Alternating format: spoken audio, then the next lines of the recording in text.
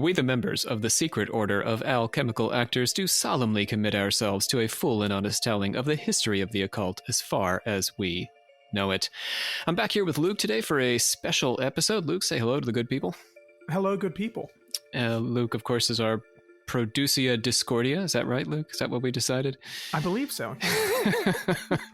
Both runs the Discord and produces for us. Particularly, Luke's latest project has been connecting us with like-minded podcasters out there whose work we enjoy.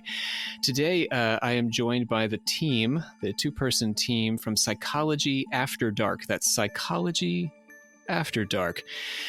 We've got Jessica Micono and David Morelos. Welcome, Jessica and David. Oh, thanks so much for having us, Rob. Yeah, looking forward to the interview for sure. I should say Dr. David, Dr. Jessica. Luke, this is the most doctors we've crammed into a podcast yet on Occult Confessions. I know. I feel very left out. I'm slowly chugging through a master's, but doctors is still a ways away. Maybe you can be an honorary doctor just for this episode. There you go. Oh, you're far too kind. Don't get used to it. We'll only call you doctor for 90 minutes, Luke. All right. So I love all the topics you guys cover. You know, I'm, of course, particularly interested in some of the work you guys have been doing on parapsychology. But before we get into that, just tell us a little bit about yourselves. I mean, my audience is maybe some of them are meeting you for the first time. What is your professional life like, and what is your podcast like? David, would you like to start? Yeah, sure. My name is David Morelos. I am currently working as a drug treatment specialist inside of a federal prison, a low security federal prison right outside of Denver, Colorado. I've been in the field of corrections now for about 18 years. I started out as an officer, and that's sort of where I've built my career. And it was during that time that I continued my education. I finished a master's degree in social science, and then I became really interested in a field of psychology that I first encountered when I was studying for my bachelor's degree. I talk a lot about this on the podcast about going to a very eccentric little school, liberal arts school in Boulder, Colorado, called, at the time it was called the Naropa Institute. And now it's Naropa University, but it's a very, it's a Buddhist-oriented, very experiential type learning. And I became exposed to something called transpersonal psychology, and I have been hooked on it ever since.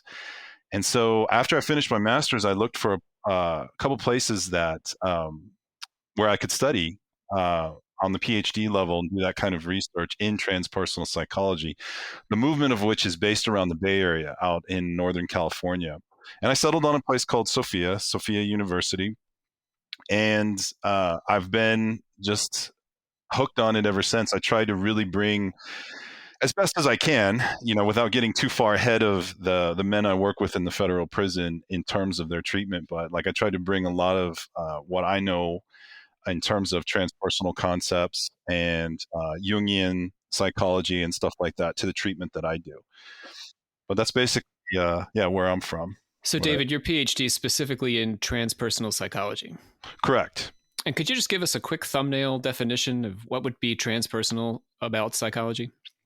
Yeah. So, and what's funny is that that's kind of one of the issues in transpersonal psychology is that there's never been a really agreed upon definition of exactly what it is. Yeah, these fields. Yeah, I hear you.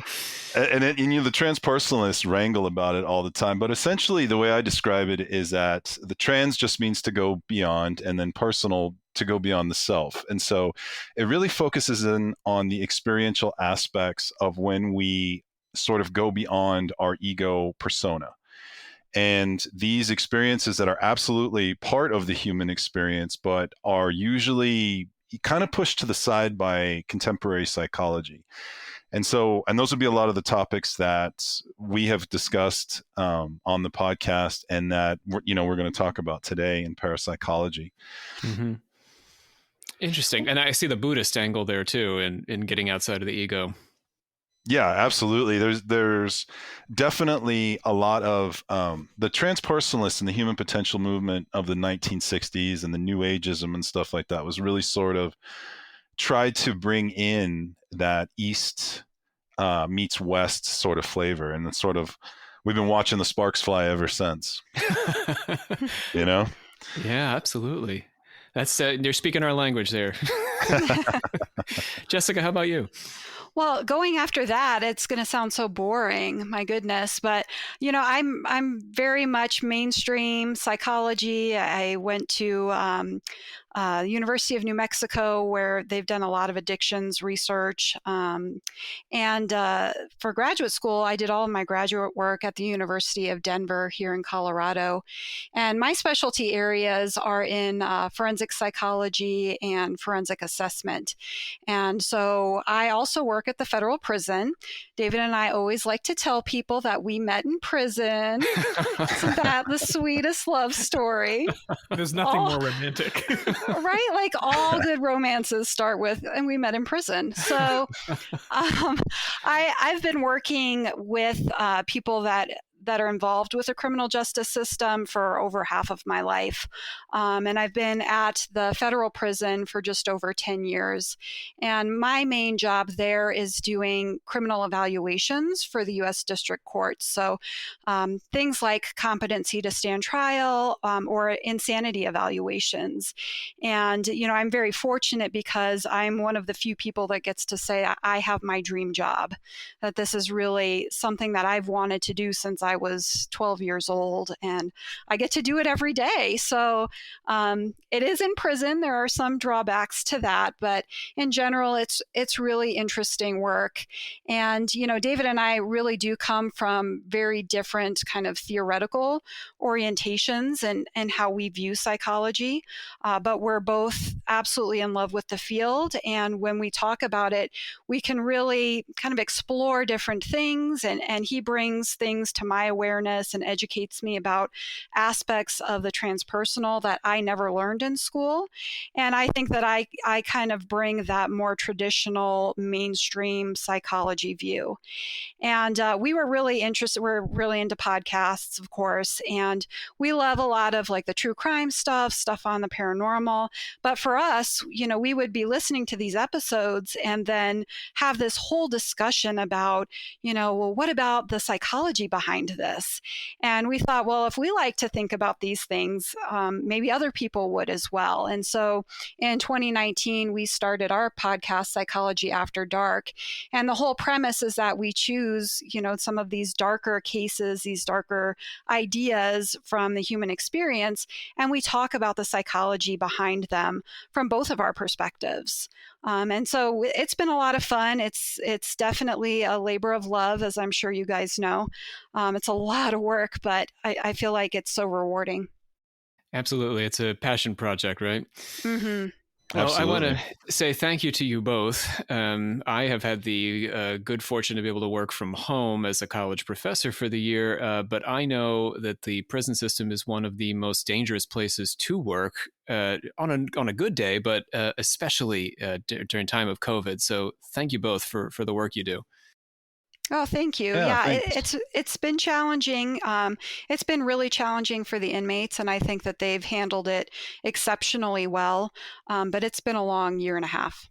Yeah, and it's not over. Oof. No, it's not. No, and yeah, we're constantly reevaluating protocols in the prison in terms of COVID and the reemergence of the the Delta variant and all kinds of stuff. However, I will say there are definitely times when sitting in prison and looking out, you think that everybody on the outside might be a little crazier than what's going on inside a prison, with the last year and a half that everybody's had. Yeah, I mean, while we're on the subject, I was going to save this for the end, but as long as we're talking about it, what do you think about the mental health of the country right now? I mean, we have the opportunity to talk to two psychologists. How are we doing? It's my impression as a college professor, I'm going back to the classroom now, that some of my students are pretty strung out on the edge. Oh yeah. How are we doing as a nation here? Do you want to go ahead, Jessica? Sure. I think that it's kind of one of the overlooked areas of the pandemic, just what this has, the toll that it's taken on people's mental health. I know that we've gotten some early statistics showing even higher incidences of suicide attempts, addictions, domestic violence behavior, child abuse. And so I think that all of these things have been exacerbated just by the amount of stress and uncertainty that people are experiencing, the lack of social connection, the lack of being able to see providers in person. I think a lot of people are getting back to that now, but for a long time, talking to a therapist over Zoom, it's just not the same experience.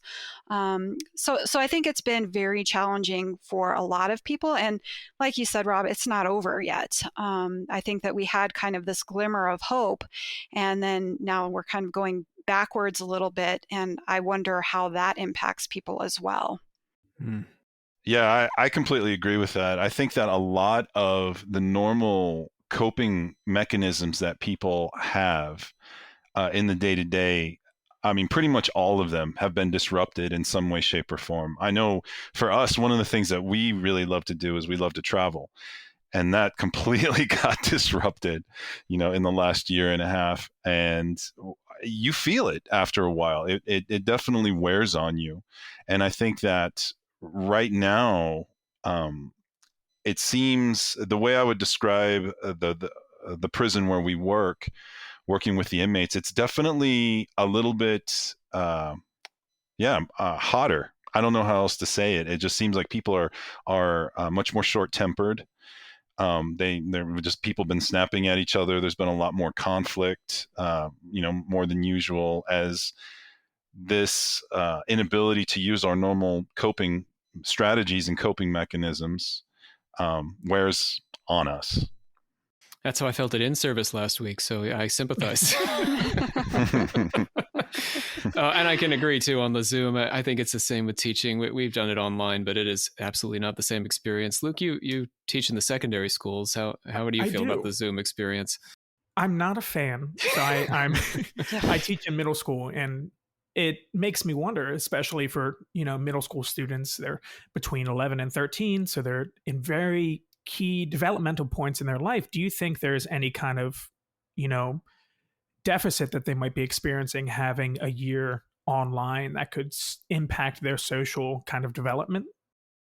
I think it's certainly possible. I mean, like you said, that time period, friends and peers are just so important. It's important to be in the school environment to learn all of the social skills, but also there's something about learning that, for me, because I also teach at a university here in Denver, and it just wasn't the same. There's just something missing when you're not in the same room with people.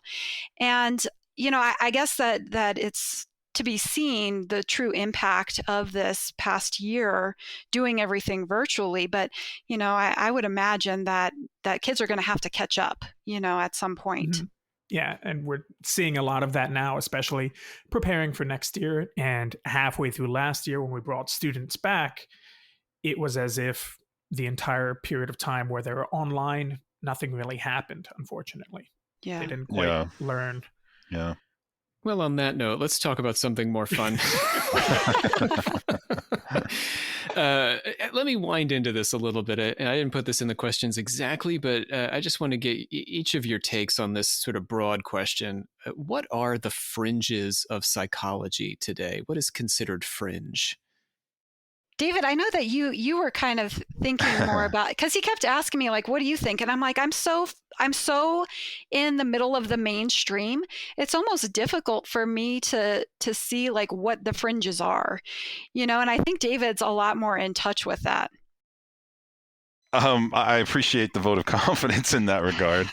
I mean that in a good way, that you're in touch with the fringes, No, I know you meant it in the best way.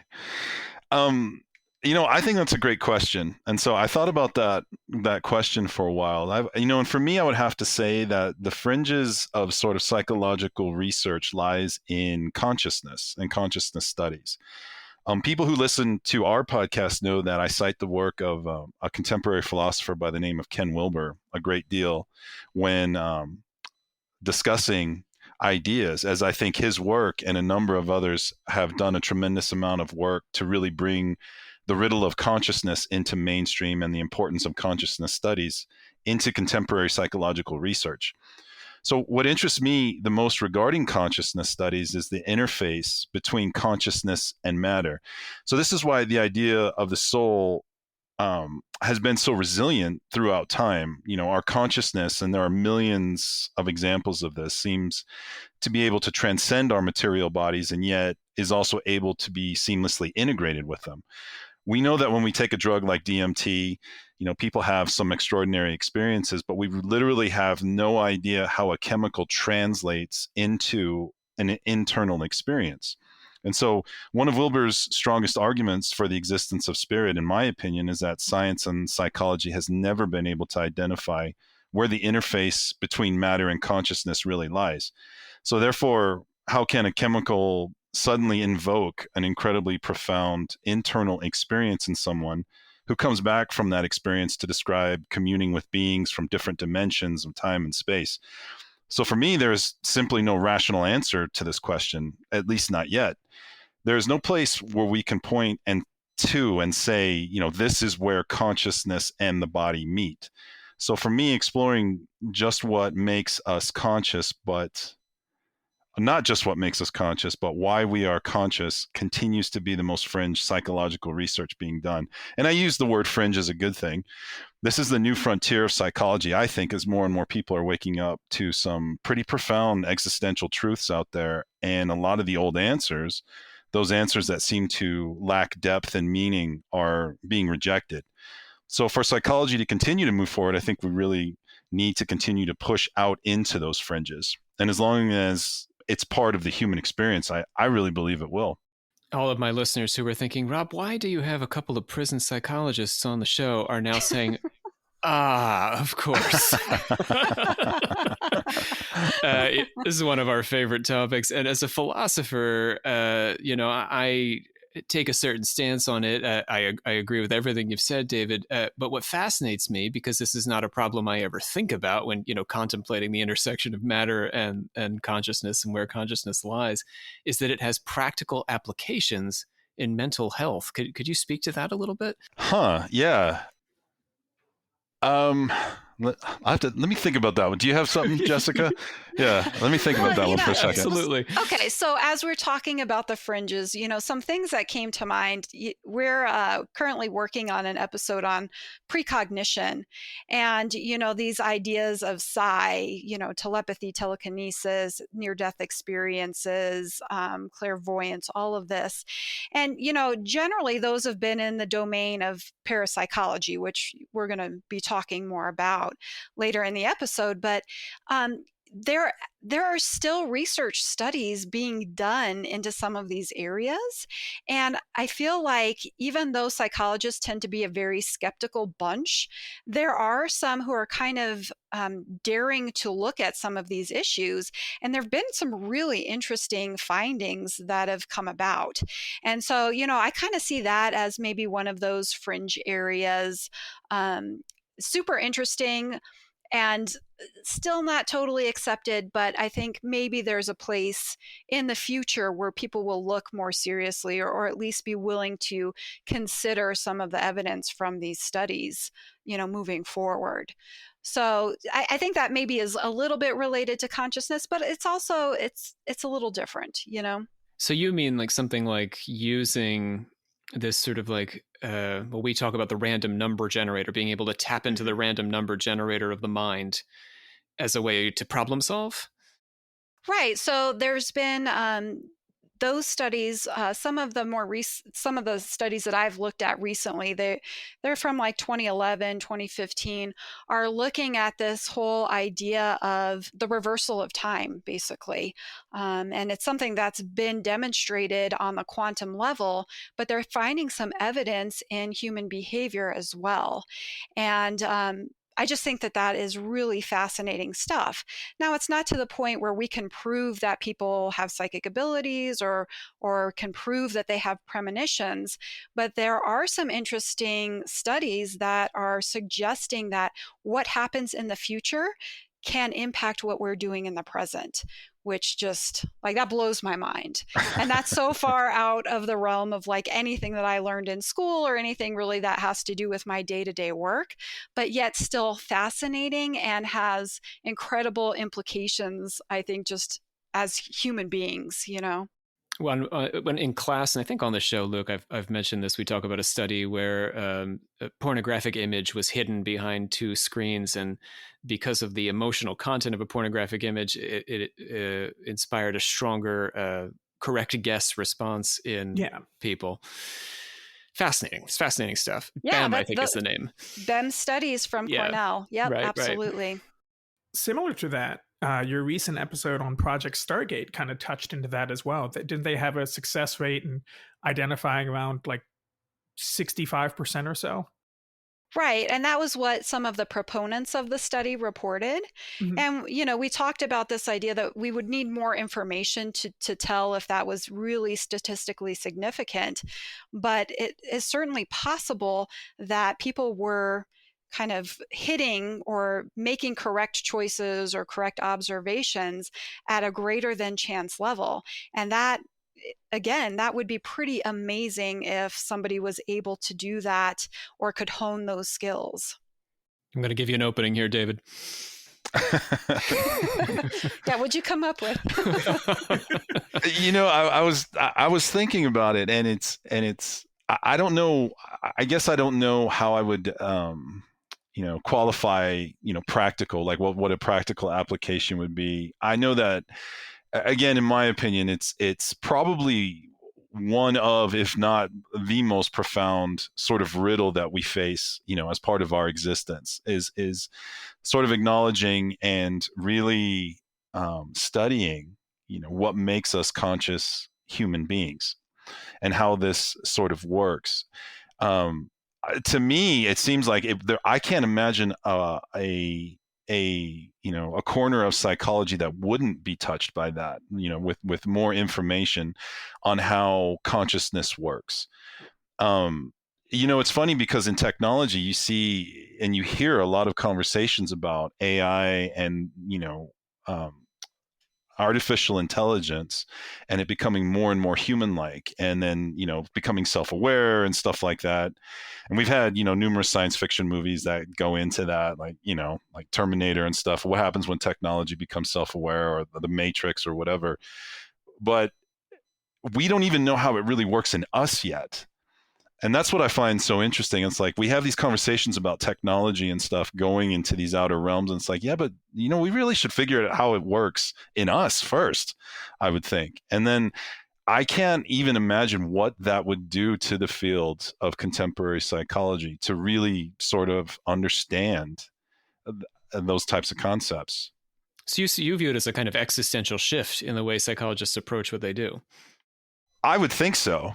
Yeah, I would think so. I know that just to me, what really brought me into transpersonal psychology was the attempt to do that, was to sort of really, let's look at, what happens when we stop emphasizing. We don't, stop the practice of the scientific method, but when we stop emphasizing it so much and start looking at the real internal experience and developing expert cultures based on that, and looking at that as, this is a form of truth as well, rather than, well, this has to be replicated, in controlled settings and stuff like that. It's like, yeah, but we have millions of people that have all described the exact same experience, or at least an experience that has a number of the same basic points. When can we start to really give that the same kind of weight? Mm-hmm. Let's toggle into parapsychology a little bit, shall we? Sure. So our listeners are familiar with sort of my version of history on this, I think, if they've listened to the whole series, which is, basically that in the 19th century, mesmerism at its root, contained the seeds of academic psychology as we understand it, but also the seeds of much of 20th century occultism. So there was this moment where the two had to separate from each other in order to go off and do their own business. And so psychology, in order to be accepted as a science, really had to put some space between itself and parapsychology. That narrative, though, has some hinks because as we get into the 40s, Duke University, J.B. Rhine, there are parapsychologists operating in departments of psychology. So what I want to do as we start into this is to get your take on what happened. Why does parapsychology and psychology have a break? Why is there not this happy marriage between the two going back to 1900 or however far you want to take it? Yeah, that's a good question. I think that there has always been a push by those in the field of psychology to make it more of a so-called hard science. That is where things can be observed, measured, replicated, and where empirical evidence can be used to prove or disprove ideas, that sort of thing. In many ways, this segment of the field of psychology is still alive and well, and there is a continual drive to find, more scientific understandings of why people act and think the way that they do. I think that this has always been the case and will probably continue into the foreseeable future. And there's definitely a place in psychology for that kind of approach. The problem with parapsychology and it being labeled a pseudoscience is that generally researchers have a really difficult time proving, and I put quotes around that word, anything in the scientific sense. I look at places like the Rhine Research Center and their studies on parapsychology, and this facility was for a while affiliated with Duke University. And even with a large and well-funded university behind it, however, the results of the research tended to be underwhelming. And that's not to say that they haven't done some very good work there, but I'm sure if there was someone who could seriously manipulate the physical world, using just their mind, or could actually really predict the future, we would probably have heard about them because it would have been so groundbreaking. So, in the 1960s, with the human potential movement and New Ageism, there seemed to be a backlash of sorts against the strict scientifically driven methods used to research parapsychology. In other words, parapsychology has in the past been examined in very classically scientifically research-oriented ways, experiments, quantitative research, measurements of observable phenomena and the like.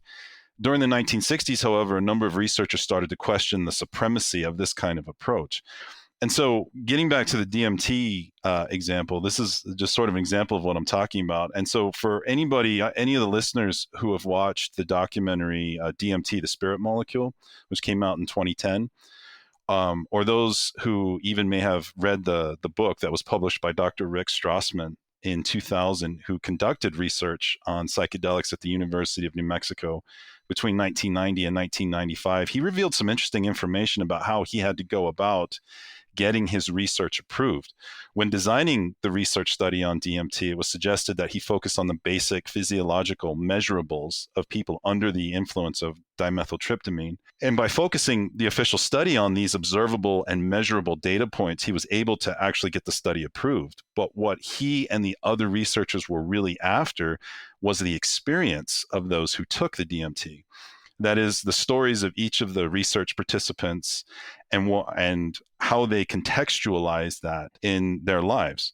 So in this way, Dr. Strassman had to couch, so to speak, this very profound research study as being a scientific one in order for it to be accepted by the academic powers that be, when what the researchers were truly interested in were the lived experiences of the participants and how each of the participants contextualized what they saw when they were on the drug.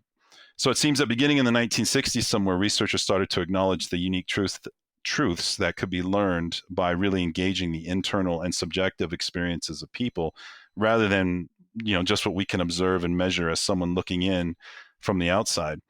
So in order to do this, we have to speak to people and actually listen to them and give credence to what they tell us, whether we can scientifically verify their experiences or not.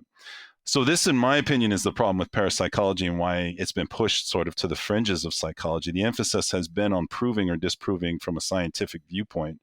And yet the field of parapsychology refuses to die because the internal experience of so many people, whether it be with precognition or apparitions or out-of-body experiences or other phenomena, remains such a strong part of our collective human experience, whether we can scientifically prove it or not. So for many who have these experiences, it is very real, regardless of what the fMRI machine says of it, or if it can be replicated in a controlled setting.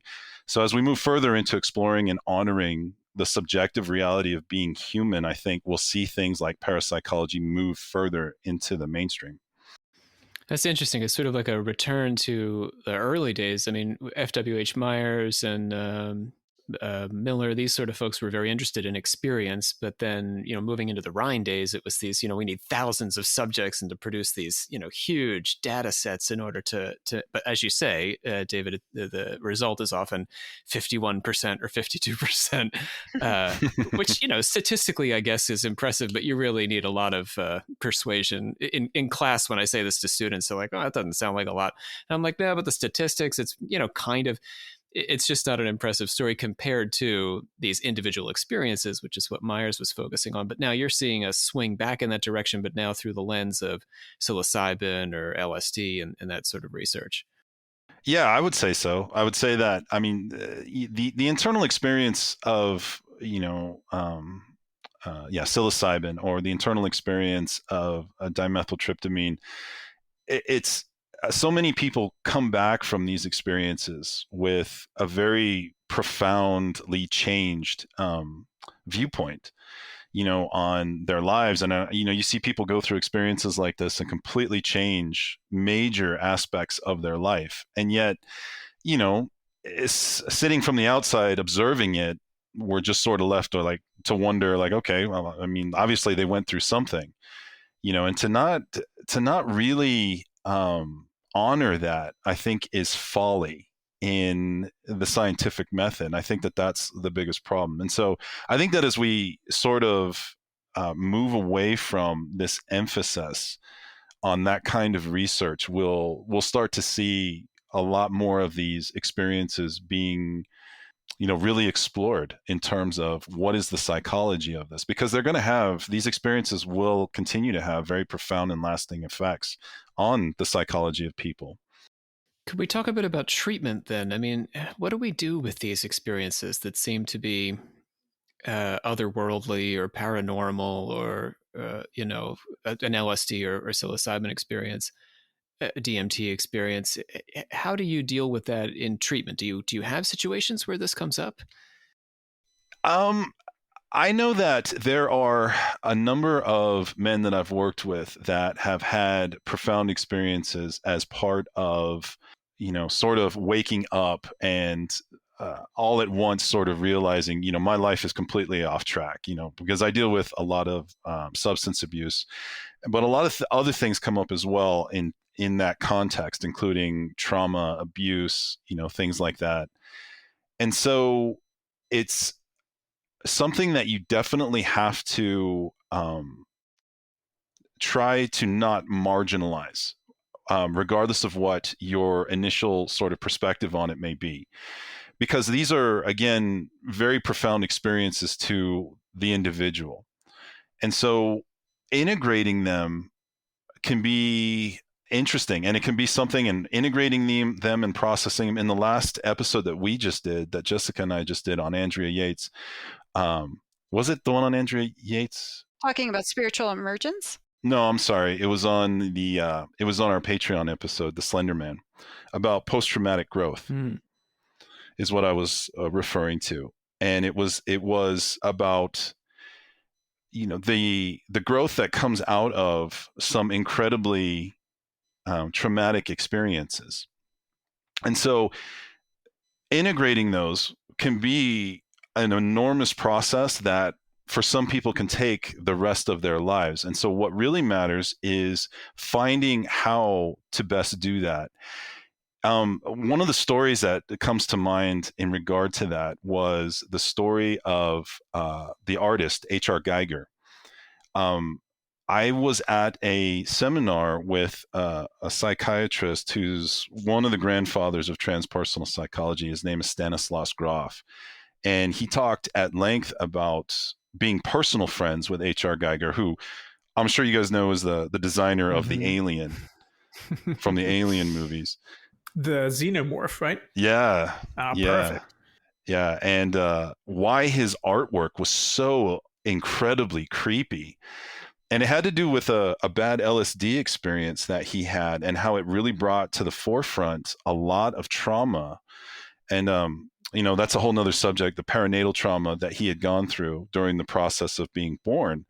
and which is one of Stanislaus Grof's major concepts that he sort of talks about. And that's how Geiger managed it. He continually made this artwork as an expression of him working through and processing through this intense spiritual, experience that he had.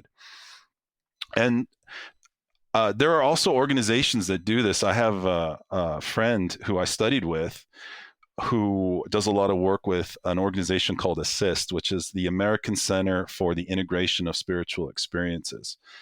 And that's what they specialize in, is really helping people to integrate these experiences, in the context of their life journey. Jessica, what's your take on this from a forensic standpoint? I mean, when is somebody having a religious experience or being, spoken to by an angel, and when are they, being motivated by insanity? This is just such a tricky area. As I kind of briefly mentioned, David and I talked about, this idea of spiritual emergence versus psychosis in a recent episode that we did. And, when I think about spiritual emergence, these could be things like mystical experiences, right? Hearing an angel speak to them, having an out-of-body experience, or some sort of like paranormal phenomenon. And this is really kind of one of those areas that mainstream psychology is generally shied away from, or, when they've talked about it, it's just kind of referred to as like a culturally and religiously appropriate experience. So, it's like, well, as long as that's okay in the person's culture, then we're not really too concerned about it and we're going to move on. But I think, this is a major contribution of the transpersonal movement is, looking at these in a different way, in a different perspective, and kind of helping us to understand that these experiences exist and that they're not necessarily indicative of a mental illness. So, but it can be very challenging. So we actually talked about some recent research that was conducted at the University of New England by a Dr. Kylie Harris. And she was looking into ways to distinguish between spiritual emergence and psychotic disorders. And what she found was, I think, very interesting. She found that the people who were experiencing spiritual emergence generally only endorsed what we call positive symptoms of psychosis. So the positive symptoms represent an excess of normal functioning. So we don't mean positive in the sense like, oh, this is a good symptom or it makes people feel happy. It's more about there just being an excess of a normal function. And so hallucinations and delusions fall into this category. So she found that people with psychotic disorders also endorsed positive symptoms, as did the people with the spiritual emergence, but they also experienced negative symptoms of psychosis. And those negative symptoms represent a decrease or a loss of normal function. So some of the negative symptoms of psychosis are things like a flattened emotional expression, lack of spontaneous or detailed speech, which is also called alogia, decreased engagement in goal-directed behavior, which is called avolition. And so in general, she found that those with psychotic disorders had both the positive and negative symptoms, while those who were experiencing spiritual emergence only had those positive symptoms. So for instance, they might come in and say, I commune with the angel Gabriel, and he comes to me at night and I hear him and I can see him, but they're not reporting any other negative symptoms. They're having a normal conversation with you. Their, emotional expression is very appropriate to what you're talking about, and they're not really displaying a lot of disruption in their daily life. So, it was pretty interesting because this was the first research study that I found where people are actively trying to figure out, okay, what is a good system for us differentiating these spiritual emergence experiences versus, a severe mental health disorder. But still, I think that it's a very difficult thing to look at. Some of the other areas that clinicians look at are the constellation of experiences. Are they interfering with the person's life? Does it impact their ability to live independently, to work, to have relationships. And then also looking at the symptoms themselves. Are they causing the person distress? So, I can say in all of my years practicing, I have not come across a person with a psychotic disorder that enjoyed their hallucinatory experiences, or that, appeared more peaceful because of a delusional thought that they had. So, that distress piece can be pretty important as well. Yeah, I'm thinking about Joan of Arc here. That's what springs to mind. Yeah. And when you were talking about being disrupting their life, certainly Joan of Arc, she left the farm and off she went to conquer the British. But I like what you're saying about enjoying the experience. I mean, Joan of Arc, certainly the way she talked about her voice, was always a positive experience for her to engage with them. And she found it a very fulfilling, and ultimately it was successful for her. So it was disruptive, but it was never unpleasant. Right. And I think that you can hear that when you read, when you look at some of the mystics, right? They'll describe their experiences as being ecstasy. And so again, it's not this disparaging voice that they're just hearing constantly in their head. So it's difficult. I mean, we have to look at the entire picture. We have to take all of these different pieces into account. We have to look at the person's spiritual beliefs, their religious beliefs, the beliefs of the communities that they reside in. One of the things that I'll ask people is, you're telling me all of these experiences that you're having. What does your mother or your brother or your daughter think about these experiences? And if even their family members think there's something wrong with them, that can be a good piece of information. I'll also ask them, have you sought help from your religious community or from your spiritual healers? And try to, find out what was the message that you received from them. If they're saying, yes, you have a very special gift that you're able to do this, that's very different than that community saying, I don't know what this is, but this isn't what we do. Right. And so that can be pretty helpful, I think, from a clinical perspective also in differentiating between these types of experiences. I want to push on that a little bit, Jessica, because I'm very interested in this question. Sure. It comes up in the questions I sent you all.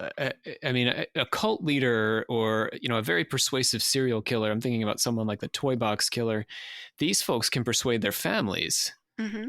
First and foremost, I mean, Jesus of Nazareth, the first converts really are very close to home, So not that I'm calling Jesus a cult leader, my Christian listeners, but I mean, ultimately, sort of. So, but we could think about NXIVM and, any of the cults that cult is a strong word, but these groups that tend to develop this, they have your inner circle are the ones that are affirming these unhealthy habits or unhealthy beliefs. Mm-hmm. So what do we do in that instance?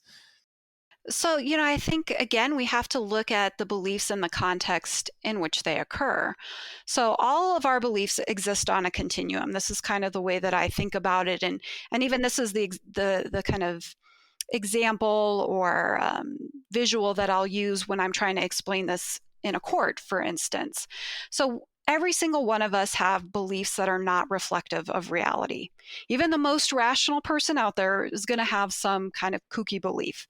So on the one end of that continuum are odd beliefs that aren't very strongly held and that others may or may not have as well. So things like superstitions would fall on that end of the continuum. And on the other end, we have false, strongly held, highly idiosyncratic beliefs, which we would call delusions. And then we have this whole space in the middle.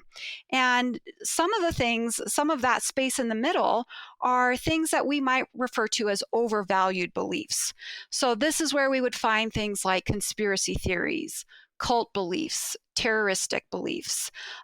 These beliefs tend to be incorrect or at least improbable and very strongly held, but they're not idiosyncratic. There's sizable groups of people who hold these same beliefs. So when we're looking at something like a cult, their beliefs may seem totally out of left field, but they're not considered a delusion because there's a whole group of people that believe this. Now, it can be really difficult to determine where a belief falls. And it can also be difficult to determine, what the threshold is for determining when a belief is no longer idiosyncratic enough to be a delusion. So, for example, there's something, it's a very rare disorder. It's called a shared delusional disorder. And it's also called like a folie à deux. Sometimes people have heard of that term. And this is where more than one person holds the same delusion. So generally you find this disorder, in a couple or maybe in a family. But, what number of believers are required for it to move from a delusion to an overvalued belief? Folie à trois, folie à quatre. Right. There's no specific answer to that question, at least not that I know of. And that's kind of a big deal because, if we're saying that something is a delusion, especially in the context of the criminal justice system, that's a basis for somebody being found incompetent to stand trial. It could be a basis for somebody being found not guilty by reason of insanity. But if it's an overvalued belief, we're on the other side of that line, it's not going to qualify for those defenses, right?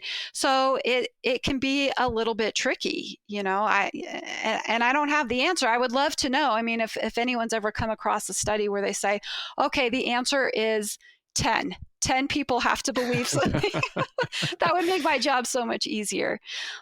Well, we're going to have a case coming up, aren't we? I mean, the January 6th situation, a lot of people are in prison because of a strongly held belief in things like a satanic cabal controlling the government. Will this get them off?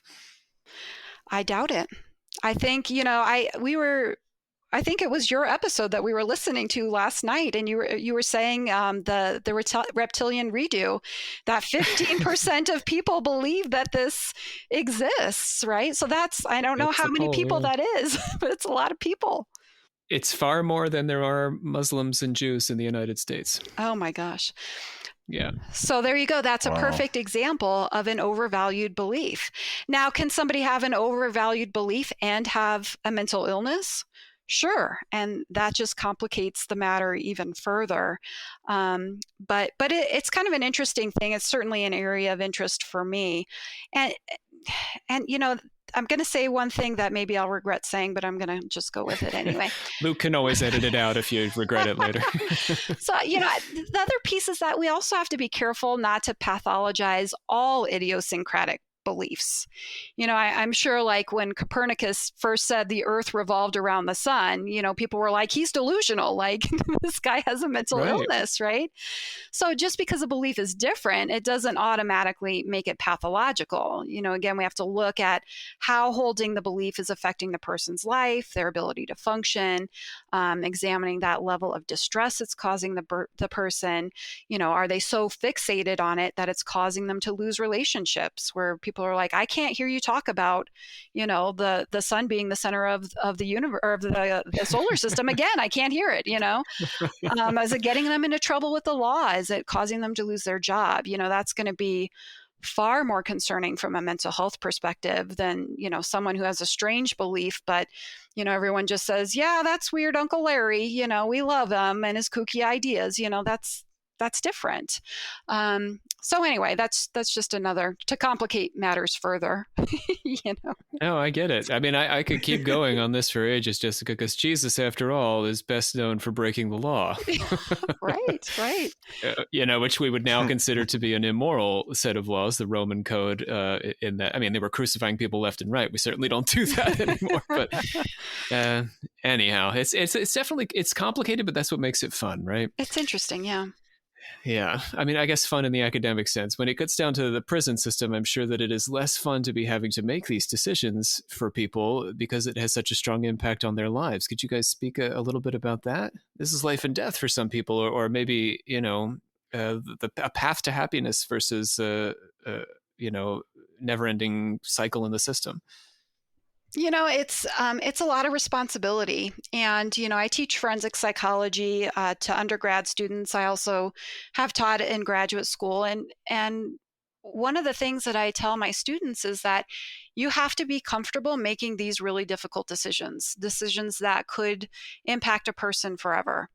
And, the way that I view it, I take my job very seriously. I'm meticulous in my cases. I'm consulting all the time, and I do want to get it right, but I'm human. And so there has to be an aspect of being willing to acknowledge that sometimes you're going to get it wrong. And, I really try to, for me, look at, this is going to make my job sound so boring, but I'm going to go there anyway. I have to look at, like, what does the case law say? What are the legal standards? And really being very careful in applying those to whatever case that I'm considering. One of the luxuries that I have working for the federal government is that I'm hired by the court. So there's not even an unconscious bias to find in one favor, in favor of one side or the other. And I feel like that gives me the freedom to be more objective in what I do. But certainly it's something that I think about. I don't want to get the decision wrong.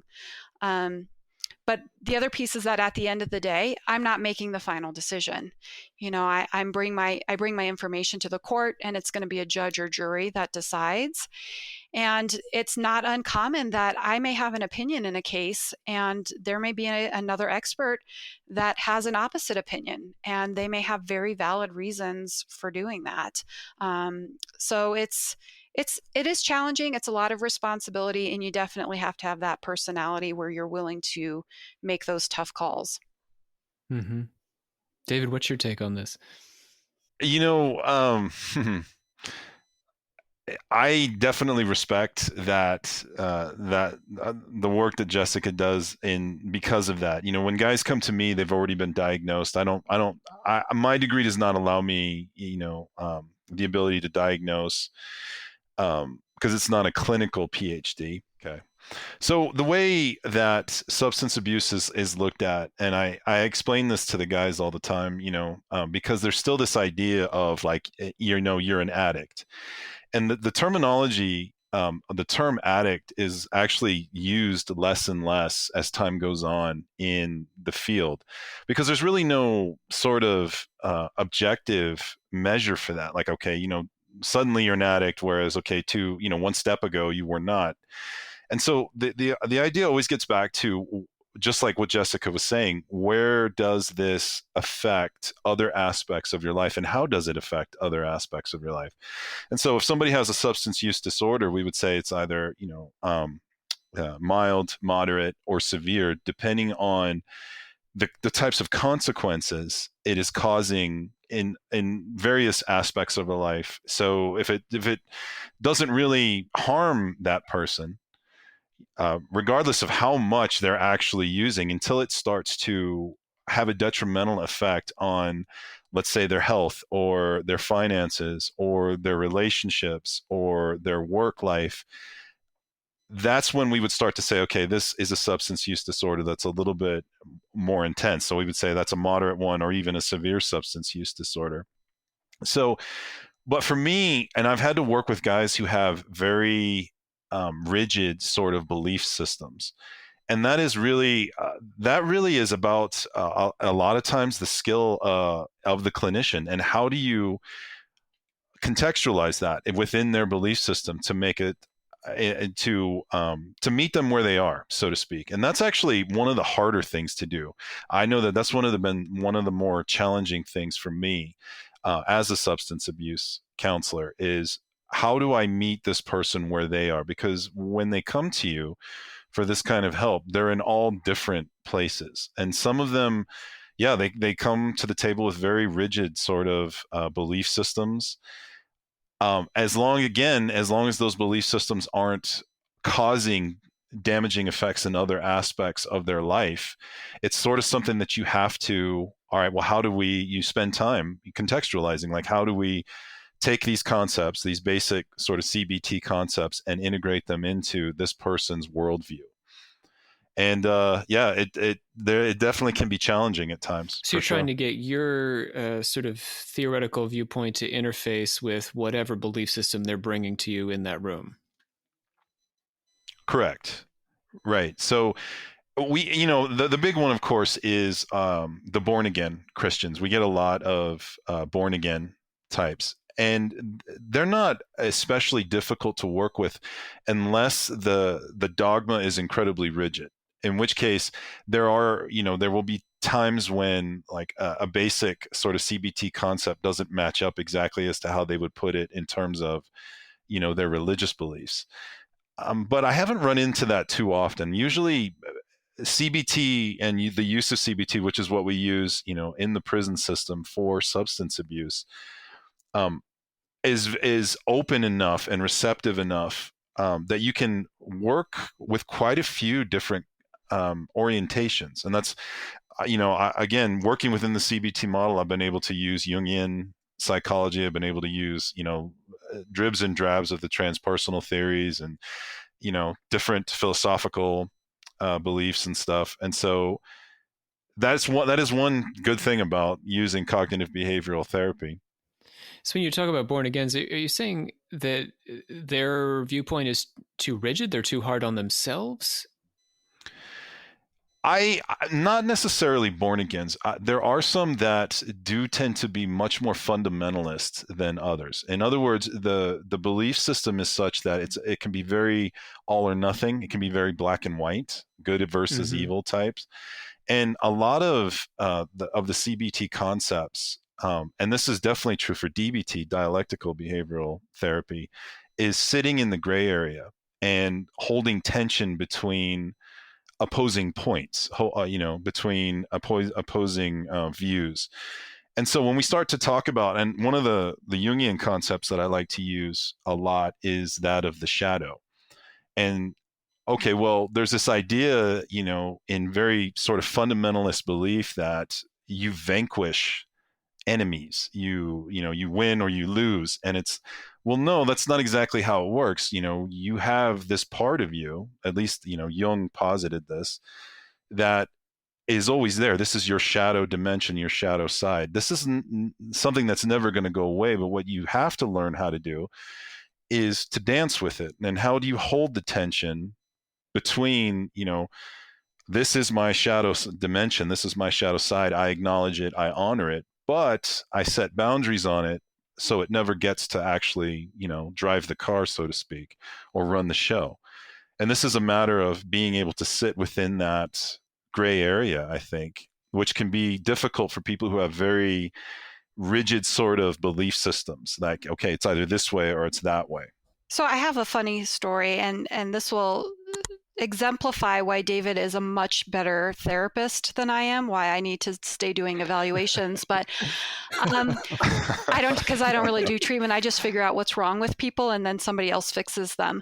So I did sex offender work for many, many years. I did treatment with mostly men who were convicted of sexual offenses. And we did a lot of group therapy. And I once had a client who was in my group, and he was recently born again. And this is not against anyone who's a born again Christian, but he came into group and he told me, he says, well, I don't need to be here because Jesus has forgiven me. And rather than being so, diplomatic as David is, I just said, well, that's great that Jesus forgave you, because the criminal justice system hasn't. And you're going to sit here and sit in this group and do therapy for the next 5 years. So, the government has not forgiven you. Right? So, I do think that, David's approach is probably much better than mine. But I think it can, it's challenging sometimes when you're coming up against some of these very rigid beliefs. Sometimes you can talk through them. You can, give other options. You can give examples of things like dialectics, and you're just not getting there. And sometimes I feel like you kind of just, you move forward and you say, that's fine. You can think that, you can have that belief, and we're going to do this as well. It's a bit like parenting. There you go. Go ahead, Jim. That's the example I was just going to say that's one of the examples that I use. It's like having two unruly kids in the back seat of your car. You're driving, And every now and then you have to pull the car over, to let the kids out, run around, buy them sodas, let them see the world's biggest prairie dog, or whatever it is, the roadside attraction. Then they calm down, they get back, they've expended some energy, they get back in the car. You drive a little ways until you have to do it all over again, and they sort of have this release of energy, and this is how you manage them throughout the trip. But at no point do you get out, as the parent, and throw the keys at them and say, you drive. And that's that sort of dance that we do, right? We have to acknowledge and honor the fact that the kids are like this, and they're always going to be like this. They're kids, and it's sort of the same thing with the shadow dimensions, or the darkness in each of us. I love that. It makes it a bit less dark in a way if it's just the kids. Yeah. I want to end on a sort of upbeat note here, and get you each to reflect on where you'd like to see psychology going next. Wow, that's such a big question. Oh my goodness. In any way, it doesn't, big or small, anything at all. Oh, David, you have to go first. For me, it's one of the things that I really love about transpersonal psychology, because one of the questions that you had emailed us originally was like, what role does religion and the soul play in modern professional psychology? And so a lot of what transpersonal psychology is, another way that it's described is what is the psychological view, like how do we study spirituality from a psychological perspective? And I think that getting back to the idea of religion is such a quintessential and ubiquitous part of our culture, and of the entire world, that how do we start to integrate this more so into the psychology? And again, getting back to Wilber, Ken Wilber, one of my favorite philosophers, is sort of looking at and appreciating the unique truths that each of these different religions can bring, and in the insight, the psychological insights that it brings, but also these very interesting contemplative cores of a lot of the world's great religions, and these spiritual technologies that they bring to the forefront that people have used for millennia to invoke these very transcendent and transcendental experiences. And I would really like to see, I know right now the big one is, of course, transcendental meditation and the mindfulness movement, which has sort of been the big thing. I don't know, how long would you say for now? Like at least 20 years, right, Jess? Oh, yeah. Yeah. Yeah.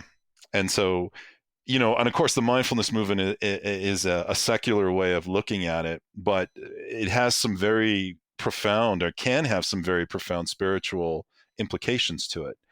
And so religion, and this comes from religious scholar Huston Smith, and I really like the way he put it, which was religion historically has acted as the vehicle for these spiritual technologies, whether they be things like transcendental meditation, or they be, different forms of shamanism, indigenous cultures, and the use of psychoactive, medicinal plants, or even movement, like through yoga, or dance, these different technologies that have been used, and what that brings to the field of psychology, and how it enriches our lives spiritually. That is something I'm really fascinated with, and I would really like to see the research sort of continue in that regard, because it's such a big part, our spiritual and our religious beliefs. I think that it would be really good to see psychology really start to take a lot of that more seriously. Yeah, I agree. I think that, what I would like to see is for psychology to take these, to be more inclusive, I guess would be the best way to put it, and to not pathologize things that are not really in line with, I feel like psychology is very dominated by this very white Western viewpoint. And I think that's some of what David was talking about, where these other,